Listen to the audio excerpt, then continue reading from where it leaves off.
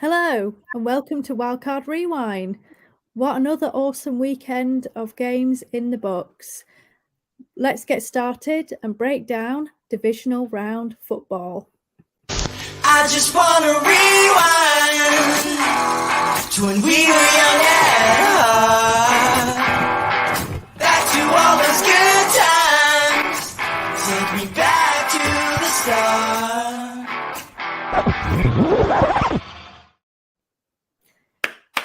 So here we are, another week down. I'm actually feeling pretty sad now because we've only got 2 more weekends of football left this season. And didn't we have just another great weekend of football? Obviously, here I am with my 2 co-hosts as usual, Mags and Paul. How has the week been? How's it going, Mags? Oh, absolutely fantastic. I mean, sitting here about to play and, that kind of conference championship game. At least two of our teams are, right? So I've been absolutely loving it. Although, we'll get into the games later. Very stressful watch. Always, as the stakes get higher, it gets harder and harder to watch. But yeah, glad my Chiefs could come out on top, so we'll have plenty to say about that. And apart from that, yeah, just a lovely weekend. I've been out at whiskey distillery tours. I've been chilling with the in-laws. Just, yeah, it's been lovely. Yeah. What about you, Paul? Well, it's been a stress-free weekend for me. I'm not on the edge of my seat. Maybe you guys would like to try it at some point, Well, one of us will be next week. Yeah. You'll both be stressed next week. I can't wait to do the show next week with you two. One of you is going to be really happy, and one of you is going to be really sad. Let's hope it's that one. Me. But no, good all around, to be fair. All good around. What about you, Hannah? How are you doing? Yeah, I'm good, thank you. It was, like you say, a bit more of a stressful weekend, but we came out on top, so I'm feeling really good right now. So shall we get into it? Shall we start? Paul, let's start with yours. So we're going in a little bit of a reverse order here with this one, because you had the Cowboys and the 49ers. You did say a Cowboys win, and unfortunately, your kind of prediction streak of getting things right ended once again because you were incorrect. And the 49ers won 19-12. You predicted that Nick Bosa would have more tackles than Micah Parsons, and once again, you were incorrect because Parsons had 4 tackles and Bosa only had 2. And you also predicted that Brock Purdy would have more than half an interception, and you were incorrect on that one too because they had no interceptions. So you're back on your usual losing streak, Paul. But it's glad to be back home, eh? Yeah, this wasn't great, was it? as predictions go, I don't think I could have done it any worse. But I do think that my hatred for the 49ers did cloud my judgment without sounding like a Jedi. Yeah, my hatred for them just got too much of me. But do you know what? Weirdly, I did enjoy the game. It wasn't a high scoring affair. It was a close game. I think the 49ers maybe had a bit of luck on their side. I don't think they dominated the way that people are bragging on about Brock Purdy today. I think they struggled. I think the Cowboys looked fairly decent on their side of the ball. One play that I did like was CD Lamb's 4th and 1 jet sweep, where he came running across and then spun past the defender to get the first down. All in all, with Lamb, he really actually impressed me a lot in this game. He had 10 receptions for 117 yards. And during that, he came out with, I don't know if you've seen it, it was a really, really awesome catch with 2 defenders around him. And I still can't see how the ball got through and into his hands. I even paused it and slowed it down. And I was just like, I can't figure out how he came down with that ball. But ultimately, it wasn't enough on the night, to be fair. But I don't know if you guys will agree with me, but did you feel like Robbie Gould was sort of taking the piss out of, I can't pronounce his name, Maher. Is that how you say it? Maher. Mayer. Like in the first half, smashed 3 50-yard field goals straight down the middle, and Maher was having a nightmare and missed his first extra point because it was blocked, and coming off last week where he missed 4 kicks as well. Like, you know, I kind of feel that Robbie Gould was just sort of going, "Oh, mate, hang on, watch me. This is how you do it, okay?" But some other things that really stood out to me on the other side of the ball was Kittle's reception. I don't know if you've seen that one. I think we'll come back to that one a bit later on. And another play that I really liked was McCaffrey's touchdown. Have you had a chance to see that one where I'm not sure on his name, number 69, where he blocks to his left and then comes back to his right to block somebody on his right? And I was like, this guy has just blocked 2 people completely out of the way and made a gap. And Christian McCaffrey was running. And I see this in rugby all the time, that the centres, if you give it to somebody running at that speed with that much conviction, I honestly don't think that there's any player in the NFL that would have stopped him at that point. Yeah. Because he was running, when he got the ball, he was running so fast. And I actually put in my notes that I don't think Aaron Donald could have stopped him at that point because he was running that fast. He was a man possessed, to be honest. But before I get into your guys' opinion, I have a question for you, okay? And this question is probably on everyone's minds and everyone's talking about it at the moment. Well, it's a question with 2 parts, okay? The first part is there's so much talk about the 49ers at the moment and the QBs and everything going forward. Do you think that Brock Purdy is the starting QB next year? And question 2 is, do you think Brock Purdy won this game for the 49ers? Or do you think that he did what he needed to do, but the 49ers D actually won this game for them? Because I thought they played incredible in this game. What do you think, Hannah? I definitely think that Purdy is in with a shout to be the starter next season, because he has shown that he can execute this offense. Like we said before, I totally get he's not any kind of superstar. He's not doing anything, Mahomesian or anything like that, but he's executing what Kyle Shanahan is asking him to do.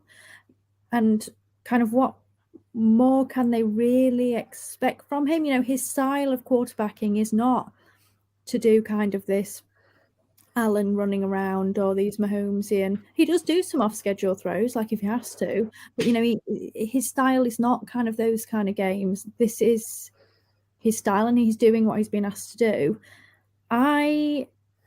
When Trey Lance was in, I just didn't see him executing the offense that we wanted him to do. Like his capability and his throwing abilities just didn't seem to be good enough to be able to execute this offense, I don't think, to the way that Kyle Shanahan wanted it to be executed.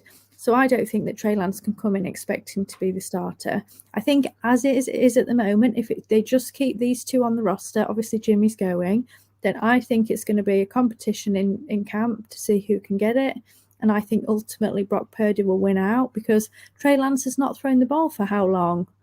And we were seeing that when he was getting his starts. Yes, he can run around, but his throwing abilities, he's not accurate enough. He hasn't played enough, I don't think, to be able to execute an NFL offense like Purdy can.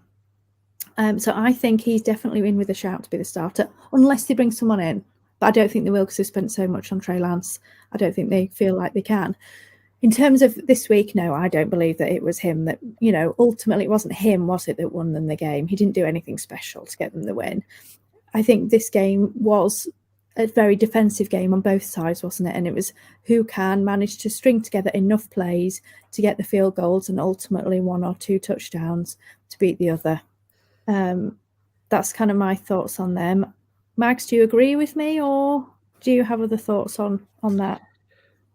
Yeah, no, I completely agree. I think here's the thing about Brock Purdy. If Jimmy Garoppolo goes out and does literally the exact same things that Brock Purdy has done, no one's talking about it. And Jimmy Garoppolo pretty much did do what Brock Purdy is doing now, and nobody was talking about it. I think it's because it's a new face and it's a great story, and he's Mr. Irrelevant and all that. That people are like, wow. Yeah. If he was taken in the third round, even it wouldn't have been as big a buzz. But because he's Mr. Irrelevant, right? There's a bit more fanfare about it. And, good for him. I think that he can, beat out Trey Lance. I mean, Trey Lance, I'm just looking at some stats here. In 2018, Trey Lance played 2 games. In 2019, Trey Lance played 16 games in college. In 2020, he played 1 game. In 2021, he didn't play. In 2022, he didn't play. So the last time he played meaningful football was 2019, and the year before that, he played 1 game, and the year before that, he was in high school. What are we doing here? The guy's not going to be any good. There's no way he can be any good. He's barely played football. He's missed more time than he's played. Like, he's at 1 now. I just can't see it. Whereas Brock Purdy's a guy that was I can't remember if he was at Iowa or Iowa State, but he played like all 4 years. And they kept talking about how he's really experienced. He's played a lot of football. He's played a lot more football than Trey Lance. If it was a battle between Brock Purdy and Jimmy Garoppolo, I would have more reservations. But I think Brock Purdy is more than good enough to beat out Trey Lance. I wonder if they go and trade Trey Lance, actually. That would be interesting. What do you think, Paul? What do you think is going to happen? I don't. Do you know what? I've been somebody that's very much like, Brock Purdy, he hasn't done enough. But I'm starting to run out of excuses to say that Trey Lance is going to be the guy.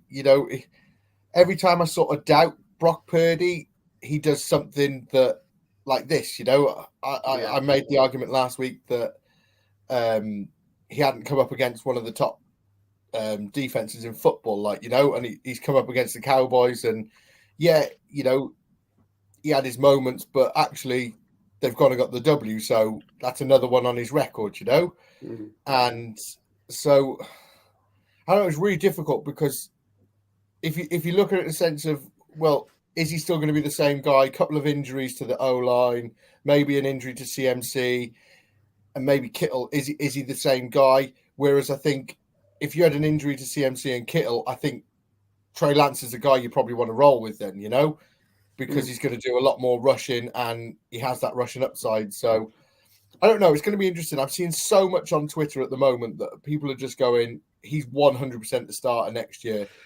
And I don't think it's 100%. I think you're right what you're saying, Hannah. I think they've got a battle coming in camp. But the more or the further into this Brock Purdy goes, the higher his chance of starting next year is. Yeah. I think if he can get to the Super Bowl, he's going to go through. He's going to go through some pretty incredible teams along the way, i.e. the Cowboys, i.e. the Eagles, 2 teams that have done really well and dominated this year. If he could take the 49ers through that, it's, you kind of feel like Trey Lance has got a real big battle on his hands to come back from that, But I don't know. But I also feel like this whole offseason is going to be based on who's starting QB at 49ers. Where's Lamar Jackson going? Yeah. Imagine he goes to the 49ers. Do you know what? Weirdly, my little brother said, can you imagine if the Ravens get rid of Lamar and then trade for Trey Lance? Wow. I think that would be a grave mistake. Yeah, so now they've got another quarterback that can throw the receivers, right? but he can rush for 1,200 yards, Yeah. But yeah, right, guys. Let's get on to our next game. Let's talk about the Chiefs versus the Jags. Mags, you were lucky enough to watch Trevor Lawrence lose his first ever Saturday game. Wow. I know, right? He was 41-0 on Saturday games. That's crazy. Crazy. But yeah, the Chiefs won, which you predicted. They won 27-20. Pat Mahomes, you predicted Pat Mahomes to have more rushing yards than Trevor Lawrence, which is unfortunately incorrect. Trevor Lawrence had 26, Mahomes had 8. And you also predicted Chris Jones under 1.5 sacks, which is correct. He didn't have a sack in this game. Ready? Go. Well, I mean, first of all, let's correct that rushing yards to hopping yards, shall we? Because Patrick Mahomes played the majority of this game on one leg. I mean, I'm looking forward to hearing what you guys have to say about it, because I obviously know how good Patrick Mahomes is. I love Patrick Mahomes. I can talk about him all day. I'm looking forward to hearing what you guys have to say about him a little bit later. I want to read you off a list of quarterbacks. So you ready? Brett Favre, Aaron Rodgers, Donovan McNabb, Ben Roethlisberger, and Peyton Manning. In their entire careers, they got to 5 championship games. Patrick Mahomes has got to the AFC Championship game back to back to back to back to back. 5 years running. So he's equaled all of those great quarterbacks, and he's done it all in a row. Guess how many years Patrick Mahomes has been the starter for the Kansas City Chiefs? 5. Every year he's been a starter, he's got to the AFC Championship game. I mean, that is unbelievable.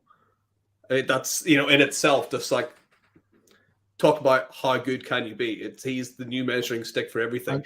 And you're going to lose to Brock Purdy in the Super Bowl. Yeah, because, we're going to lose to the Bengals next week, probably, because we're going to have Chad Henne. Imagine that Super Bowl face-off, Chad Henne against Brock Purdy. How much money would you got for that? So, yeah, obviously, the injury is just catastrophic. I mean, been reading up about reports, and basically, it looks really bad. Mahomes will probably play. He'll get whatever he needs injected in. He'll get that ankle wrapped up. But by all means, he should be in crutches at this stage, just looking at how bad it is and what kind of people around the Chiefs have said. So it's not looking good, going forward. But, talking about the game, I thought the defense really, really stepped up. They knew that if Mahomes went down, they were going to have to start making big plays. I said last week, I thought Chris Jones would be targeted by the Jags, and they've got enough sort of firepower to stop him, which, they did. He still caused havoc. And I thought Frank Clark would have been the guy that really, gets away from him. And he had a really, really solid game. The whole defense did. As always with Steve Spagnuolo, his defense takes a while to warm up, but then as we go in through the playoffs, it really starts to come good. And it's happened again this year. I mean, yeah, Mahomes we've talked about. I also want to talk a little bit about Travis Kelce, because, he is historically good now. In terms of postseason, he is 3rd all-time for reception yards and touchdowns, receptions. 3rd all-time. Just behind Jerry Rice. Jerry Rice is a mile ahead of everyone. He's never going to catch Jerry Rice. But he is able to, with something like 55 receiving yards and 2 touchdowns, he will become 2nd all-time for receiving yards and touchdowns in the NFL playoffs. He's a tight end. He's not even a receiver. I mean, just what an absolute god he is. Love Travis Kelce. And also wanted to give one more shout out before we let you guys talk about it. A guy that kind of took a bit of stick this year, had one of the most important parts of the game that no one's really going to talk about. Harrison Butker ended up making a really important tackle of I think it must have been a kickoff return. It was Butker that actually stepped up and made a big, big tackle. And it looked like the Jags were in for a touchdown there. So I thought that was very, very important. On the Jags side, I mean, I talked about last week or a few weeks ago, Andy Reid being coach of the year. I mean, talk about Doug Peterson as well, right? This guy's taken the worst team in the league and almost brought him to the AFC Championship game. He's got to be up there for coach of the year. I don't know. Has it been announced yet? I don't think so, right? It's February, isn't it? Yeah. He has to be one of the front runners. So yeah, big shout out to them. I like watching this Jags team. I can't wait to see what they do next year with Calvin Ridley involved as well. They'll be thereabouts again. I think they'll get to the playoffs again, and they're going to get harder to beat because it's a young team too. So well done to them. But man, that was hard to watch with Mahomes limping about. But we made it through, and we're going to meet your Bengals next week, Hannah. What did you make of the game? Yeah, it's always a real shame and disappointment when, you know, someone like Mahomes goes down with an injury, especially like this time of year, because if you are going to go to the Super Bowl or if you're going to beat the Chiefs or whatever, you want to beat the Chiefs at their best. Yeah. You don't want to feel like you've beaten the Chiefs because Patrick Mahomes couldn't move around in the pocket, you know. So when my Bengals win next week, we wanted to win for the fourth time with a fully healthy Mahomes, which unfortunately is just not going to be the case. So it is a real shame because, you know, if the Chiefs season does end prematurely, whether that be next week or in the Super Bowl, you know, you can't help feeling like this might have been different if Patrick Mahomes hadn't suffered an injury. But, you know, these things happen. It is really unfortunate. And I actually felt sorry for that whole team. But man, like I said, did they rally around? You know, even Henny, he only came in for, you know, 2 series really, and one was just kneel downs. But he really kind of gave it a good go. I thought he played well in that series. Obviously took them down the field for a touchdown. You know, and everyone kind of rallied around and was like, right, okay, so we know Mahomes isn't 100%. We've got to do more work, and they ultimately did. And so I think they, you know, fully deserve that win. I think the Jags, they've done excellently, and I thought they played well, and I thought they showed themselves well, but ultimately the best team won, didn't it? You know, they just not quite good enough, I don't think. I think if they got into this round, into the championship game, you know, we would have based it all on Mahomes' injury really, rather than it being them dominating. So I think it ended up how it should have been, and I think this is going to be a team we talk about all off season. Probably we have already said in the past that we're quite excited with what they are going to do. Be interesting to see how things go in the draft and things. So look forward to seeing them next season and chatting about them a bit more. But I think ultimately they went as far as they could and should have gone this season. Paul, do you agree with me on those there? And what did you think of the game? Yeah, I agree with you on everything, and I think the biggest thing I agree with you on is you want to beat, and we spoke about this before we came on here. You want to play the Chiefs at the, you know, you want to beat the Chiefs with Mahomes. You don't want to turn up and beat the Chiefs and go, oh yeah, great, we're through. You know, you'll take the Super Bowl all day long, like, you know what I mean. But you've done, you know, there's always going to be that. It's like Liverpool winning the Premier League in the COVID time, where, you know, it was a bit of a dodgy one, and there's a, you know, it's the Bengals, if they go through to the next round, there's always that question of, well, what if Mahomes was there? What if, and stuff like that, you know? So the only thing is, obviously, we've beat them 3 times already with Mahomes there. So, you know, we can kind of guess what would happen if it had been at full strength, to be fair. If Joe Burrow had any decency about him, he would hurt his ankle before this game on purpose. That's all I'm saying. I'm not listening to that. Not listening. I set you up for that one, Hannah. I thought if I set you up now, you can really knock him out of the park, you know.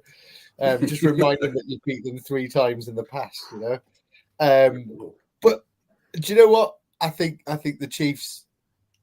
I would say that it's going to be easier without Mahomes, but I still think what the Chiefs can do is will cause you problems. And like you said, that defense stepped up in this game.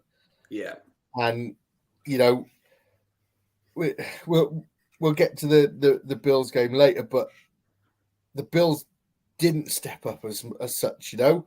Whereas I think the Chiefs, as soon as Mahomes went down, the rest of the team went, "We've got to do this now," and I'm really looking forward to that game next week. That game's going to be awesome, absolutely awesome. But so what you were saying, Mags, about Kelsey, yeah, he's a player that I'm so glad that I'm watching him week in, week out, because historically he's going to go down as probably the greatest tight end ever.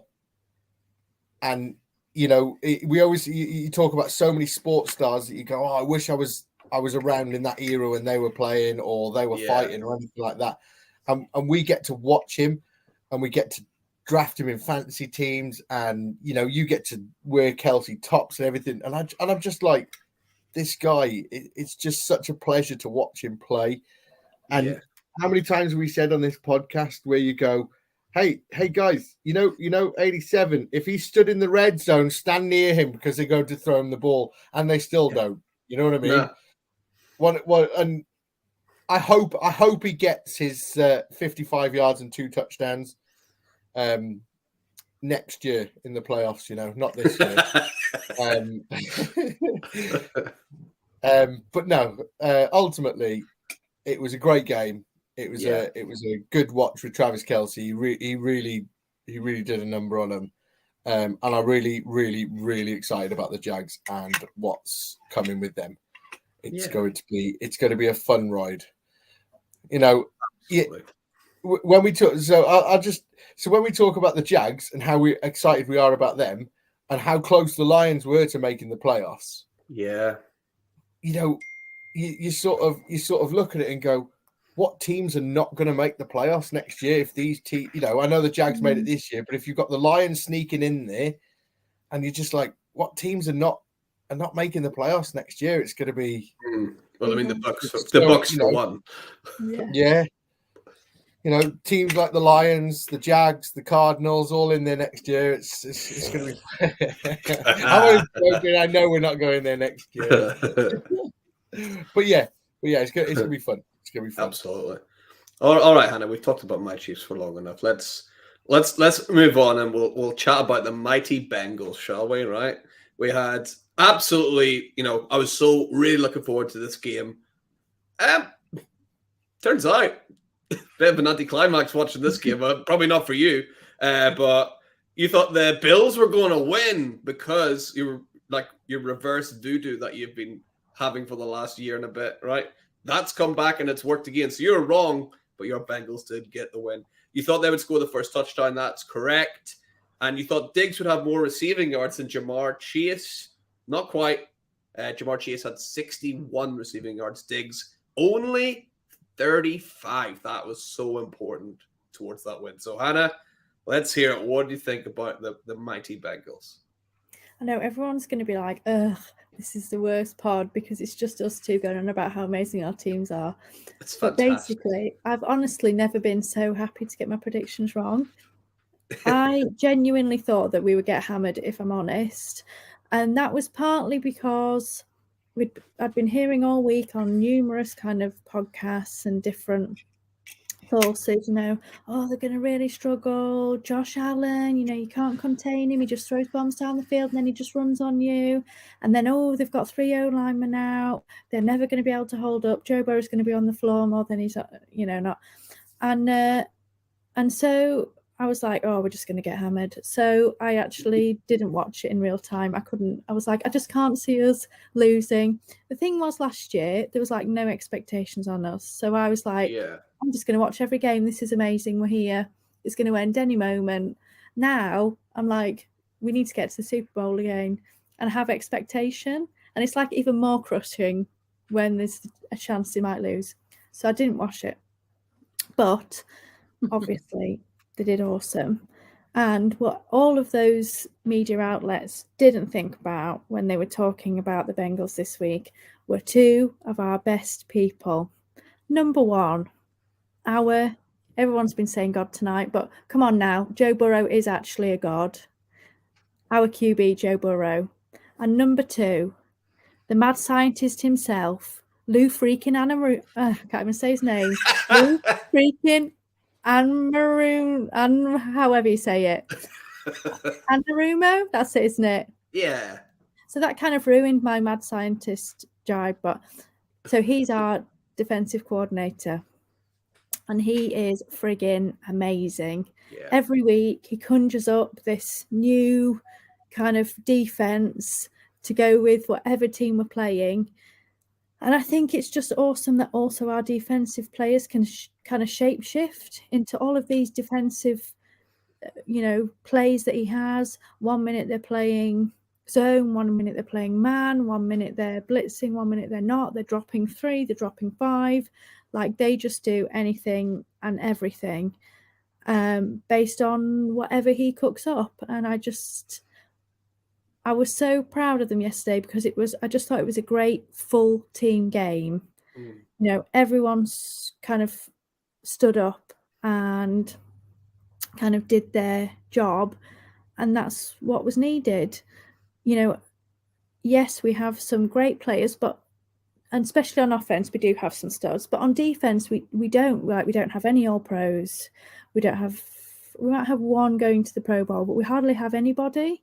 But as a unit, when they're kind of clicking, they can be really, really awesome. And they've done a really great job this season. And I thought it just showed really, really nicely yesterday how good this defense can be. Because I just felt like Josh Allen the whole time just looked uncomfortable. He was like running around, running away from pressure, throwing the ball too early, throwing the ball too late, overthrowing, underthrowing. Like, he just couldn't get into his groove. And that's exactly what we wanted to do to him. And it totally worked. And I was waiting the whole game for the Bills to kind of finally kick into that gear and be like, right, Josh Allen is going to be throwing his bombs and actually hitting people accurately. But it just never happened. And I just thought they did a really awesome job. I honestly thought this was, like you said, going to be a really close game. I thought there was going to be maximum 3 points in it. It was going to be each team goes down and scores, you know, basically like the Bills Chiefs game last year.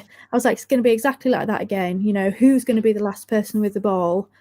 And it just wasn't like that at all. And it was actually really quite surprising. And I thought we had seen them kind of be off earlier, you know, in the year. We'd had a few games and we questioned, you know, are the Bills really that team to go to the Super Bowl like we all thought they would be right at the beginning of the year?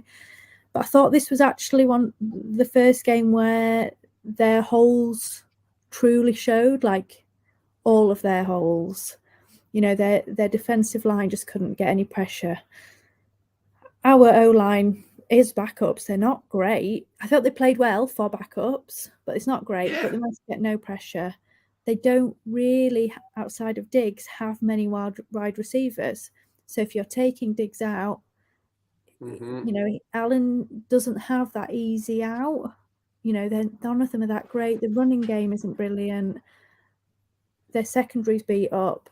There are actually a lot more holes than I think we probably realised at the start of the year. And they just that's what we said last week, right? We were like, this is why all season we've been talking about Josh Allen. It's been odd how he's made mistakes because he's trying to be Superman and he's trying to put the whole team on his back. It's like, well, because outside of Stephon Diggs, he's got nobody to throw it to, which is weird.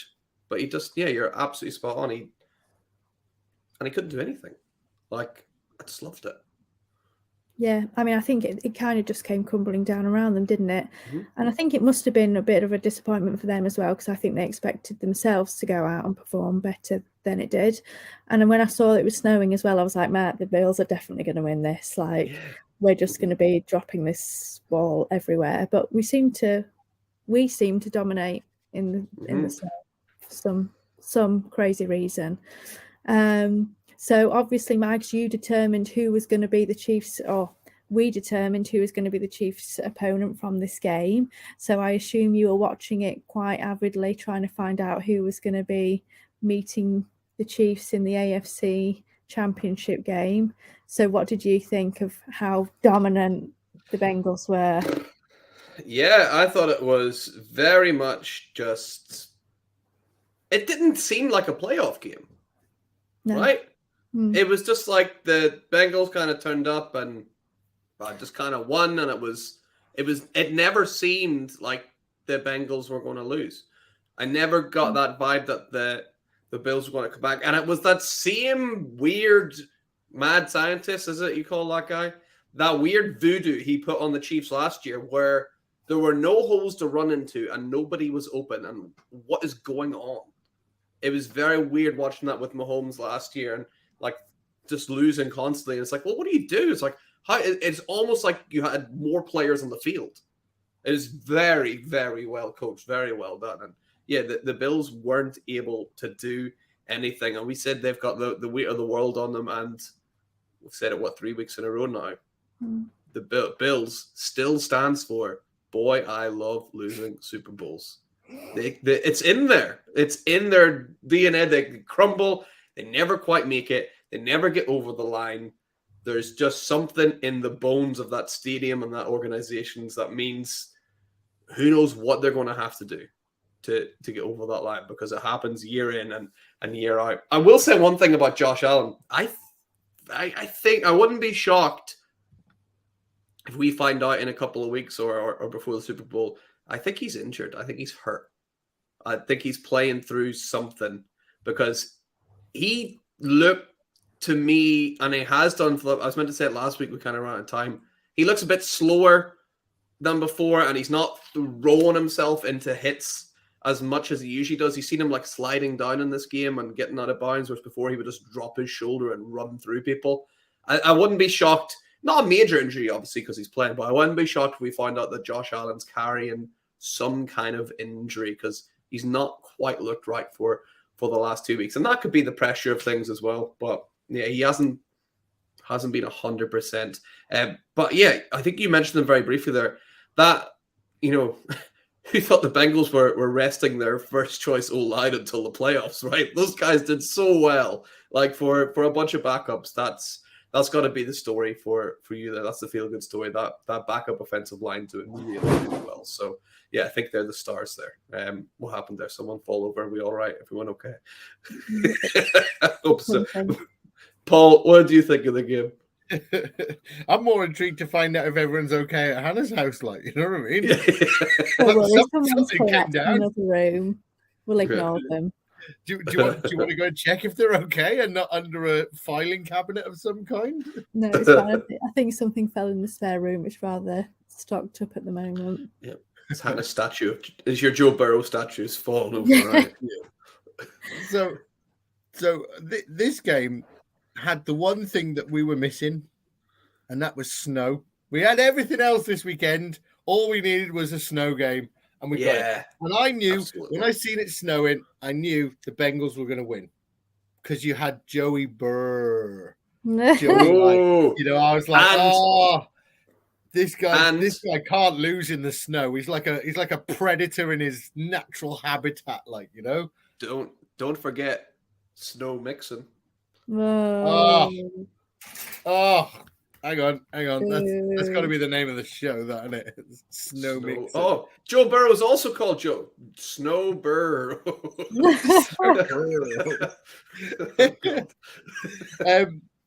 But do you know what? I didn't catch much of this game until I watched the highlights today. But I did catch the first quarter, and I just thought, oh my God, could this have gone any better for the Bengals? Literally, that is just the dream start. If Hannah, I know you didn't want to watch them be demolished and everything, but if you'd have watched the first 20 minutes of this game, you'd have been sat there going, I'm sitting up all night, grab some popcorn and just enjoyed it live. It was just absolutely incredible start. Mags, I love your shout there. I did put on my notes that the Bills looked really nervous again, and we have said a few times, but I actually really like that shout of he's got some kind of injury, and it wouldn't surprise me if it's something like a thumb injury or something along them lines. And now that they're out, he's going to have surgery tomorrow or something on it, and it's going to be he's been nursing it all season. And whatnot. We did know he had that elbow, though, didn't we? Do you remember? Yeah. But that's I don't know how much that still is an issue, but but yeah. So I think you two have pretty much summed up this game. I think you both had more invested in the last two games than I did. But one thing I will say about this is Joe Burrow and Jamar Chase go together like chips and gravy. Okay. It's just the perfect connection, and we'll leave it at that. Yeah. And if you don't like chips and gravy, I can't talk to you.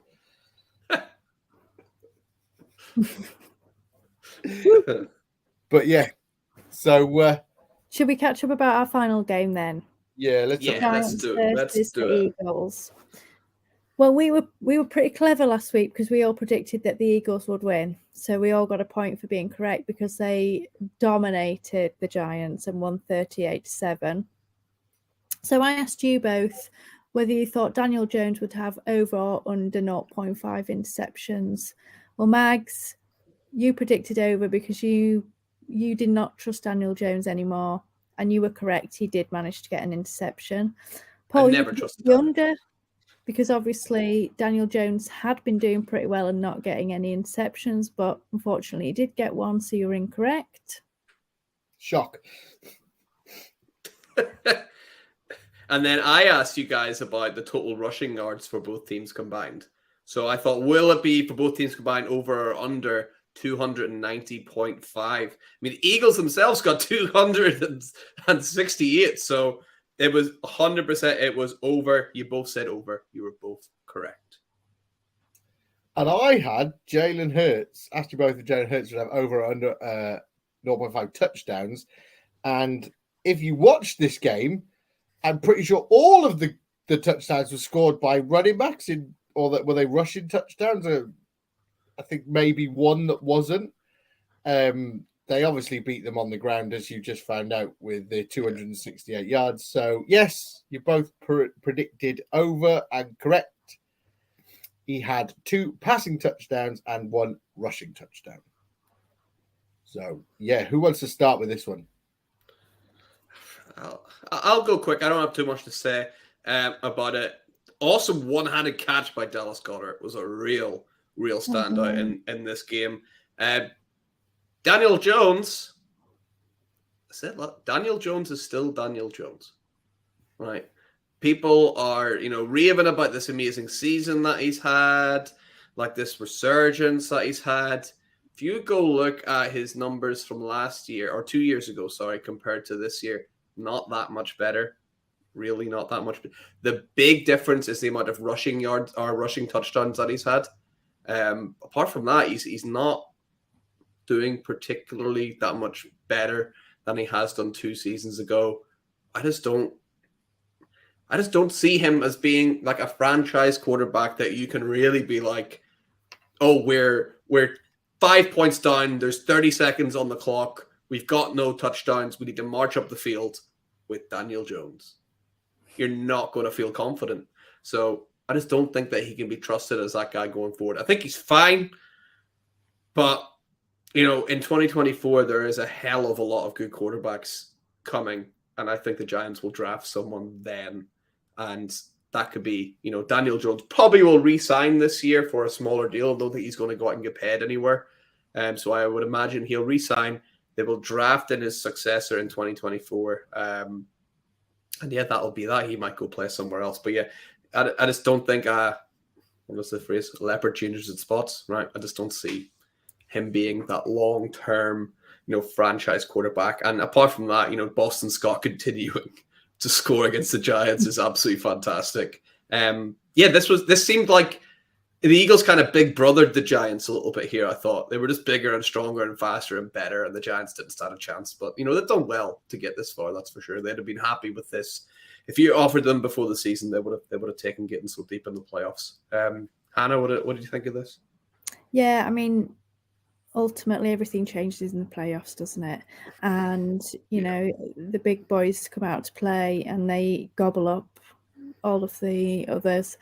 And the Giants got gobbled up, and their kind of lack of talent got truly exposed, and they couldn't live off kind of a game with which there were lots of tricks and things, because the Eagles were just too good. And I think the Eagles just got fed up of everyone talking about how the 49ers are the team to beat in the NFC now. And they were like, no, we're going to come and show exactly and remind you exactly who we are and how good we are. And so I think they did it again, a fabulous all-round performance by them, to be honest.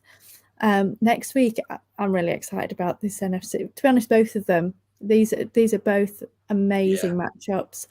But we were just talking off air and saying, I actually don't know who to pick out of these two.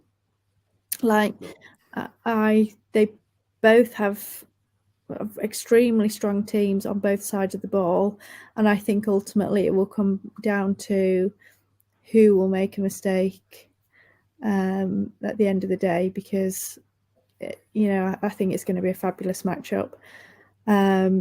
So we will see. I agree with you, Mags, that I think that Daniel Jones will basically be a bridge QB for a year or two while they find someone that they want to roll with. He's fine. They put an offense around him that suits him, and I think he managed to, although the numbers don't say yet, I think he did perform a little better than he had been. But ultimately he's not the guy to take you to a Super Bowl, is he? No. And I think Daboll knows that, and he's just waiting for the right guy. It's going to take time to find that, isn't it? So he'll do for now, while they build up, get more talent on the team, and then they'll find that QB that'll hopefully get them back into kind of the Super Bowl contention, really. Paul, did you enjoy this game?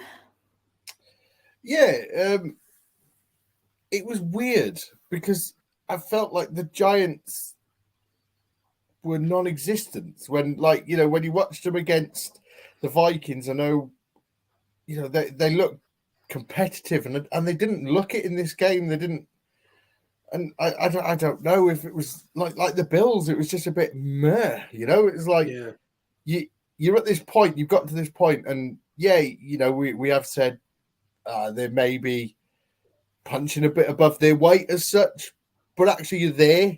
Have a go, have a crack, and I don't know. It just felt a bit, it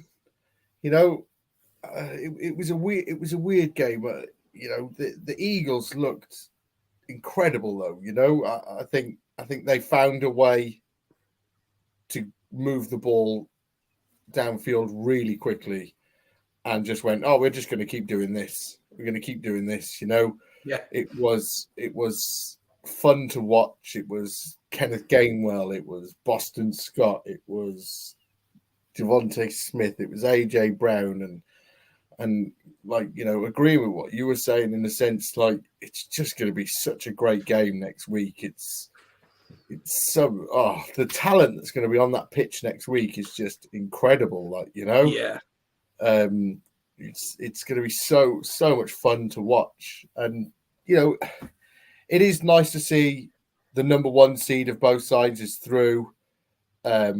I'm not sure what seed the Bengals finished as, but the 49ers were the number 2 seed, weren't they? So you've got the number 1 and number 2 from one side, and the number 1 and the number 3 from the other side, and you're going, ultimately you have, I know it's, you got the 4 best teams, but you've genuinely got 4 of the best teams from the whole season, not just one that snuck in and had a good playoff run or anything like that. You have got the teams that have done awesome all season and looked great, and it's so exciting, It is so exciting. But I know you stole my thing, but Boston Scott, the giant killer, yet again. I'm pretty sure that they just went, let's give Boston Scott another touchdown because he has to keep doing this against the Giants. You know what I mean? We're on the 1 yard line. We're not going to give it to anyone else but Boston Scott, and he's going to run it in. But I think that's 11 touchdowns now versus the Giants, which in is 8 games. Which is incredible, absolutely incredible. And the fact that they call the smallest guy on their team the giant killer, that just makes it even better. But with the other side of the ball, with Daniel Jones, I think we were all a little bit blinded by the fact that they were still in the playoffs. And I, for one, was somebody, he's going to get a new deal and everything like this. And I think we were all a bit like, he's done so well. When what we watched was the reality of Daniel Jones, and his invisibility cloak had been taken off and everything like that. And you saw Daniel Jones for what he is, and he's not good. He's never going to take the Giants to the Super Bowl. He's never going to do anything. And I honestly think that they bring in a new QB this offseason. This offseason. Yeah. And I don't want to sit here and go, oh, I think it's going to be him. I think it's going to be him. But I don't think they're going to draft a rookie. That's all I'm saying.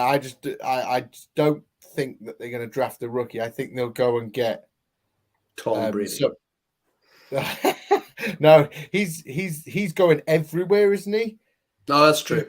He's going. Everyone is saying Tom Brady's going to end up there. Aaron Rodgers is going everywhere again. But no, I can see them. There's a few QBs out there. I don't know if they'll get their franchise QB, but I think they'll try and upgrade Daniel Jones and see if they can go any further.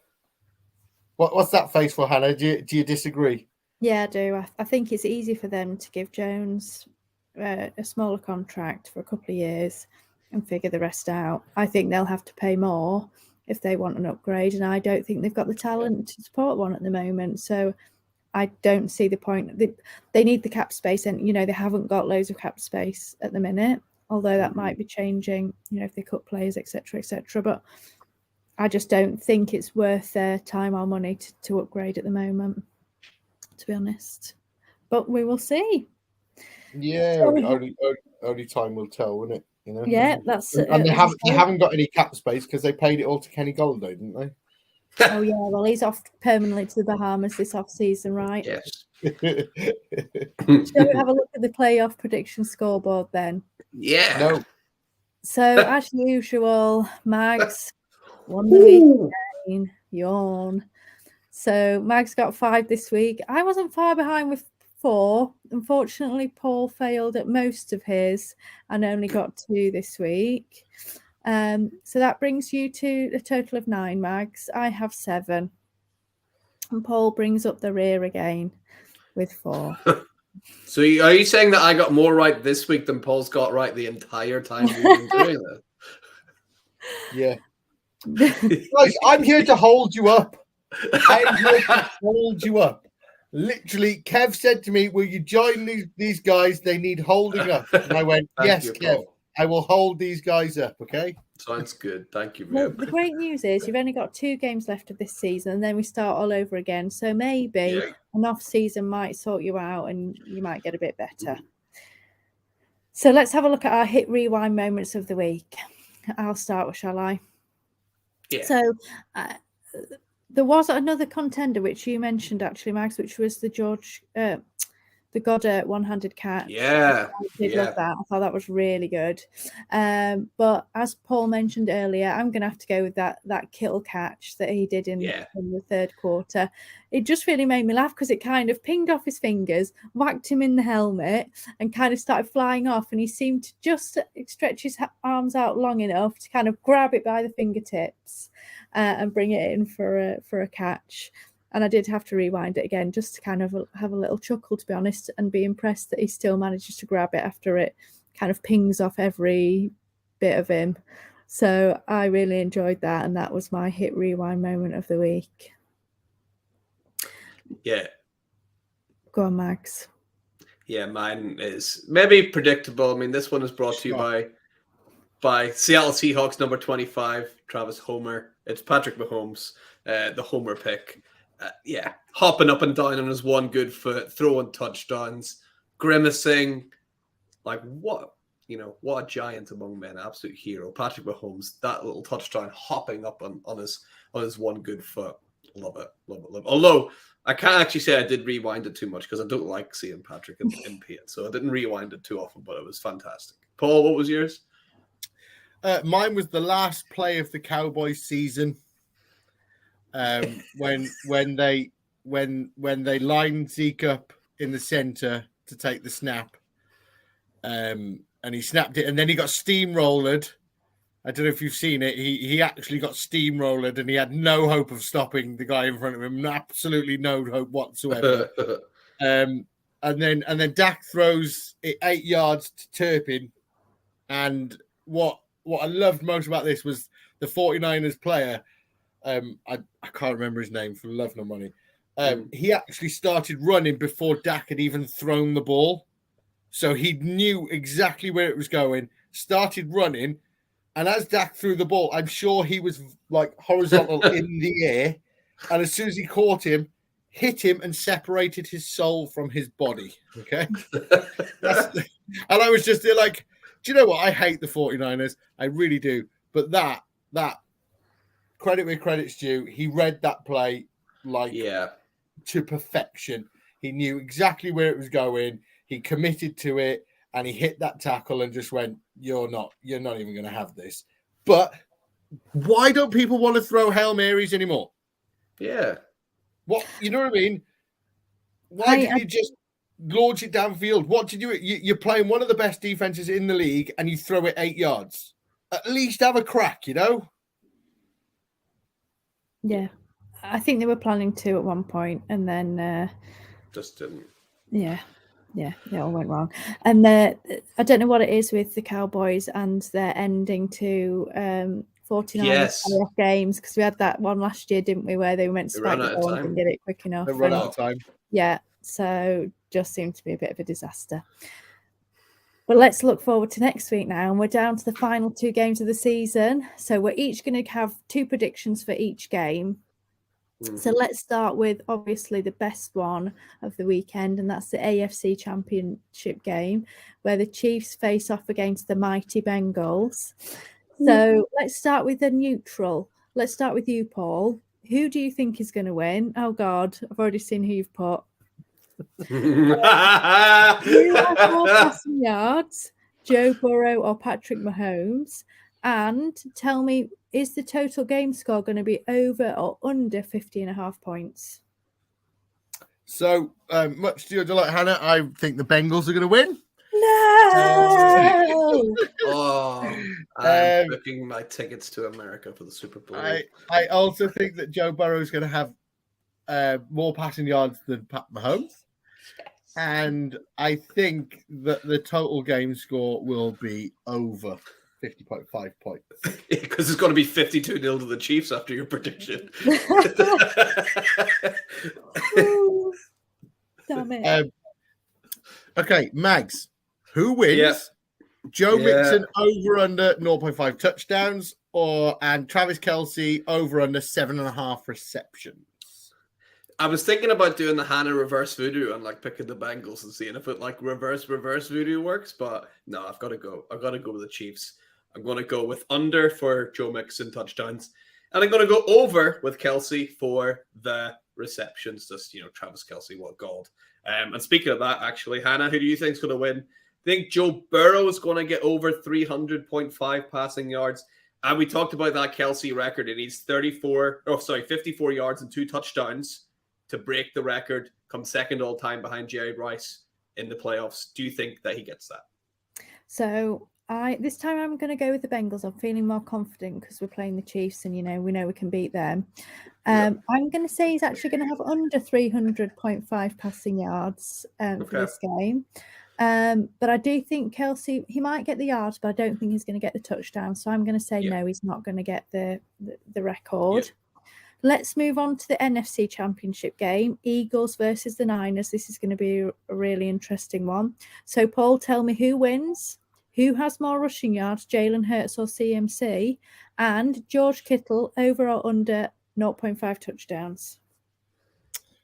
So I'm going to go Eagles, CMC more rushing yards, and George Kittle on the under. Mags, who do you think is going to win? Which team has the most rushing yards, and which player has the first reception? Now, I have said you could pick one from each team. So if it's 49ers, if it's Eagles, so you just got to pick the player with the first reception. I'm going to go. It's so hard. I'm going to go Eagles. I'm going to go Eagles with most rushing yards too. And I think Devonta Smith for the Eagles first reception or Christian McCaffrey for the 49ers first reception. Hannah, what do you think? Who's going to win? Brock Purdy over under 1.5 interceptions, and which tight end has the most yards? So I'm going to say 49ers win. So in that case, I'm going to go Brock Purdy for under 1.5 interceptions, but I'm going to say Goddard has the most yards. Nice. So we can't wait for next week. But that brings us to the end of our show for this week. It's been really great having you all join us. Have a great weekend. Can't wait to see how all of these games go. And we'll see you next week when we break down the championship round. One of us is happy and one of us is sad.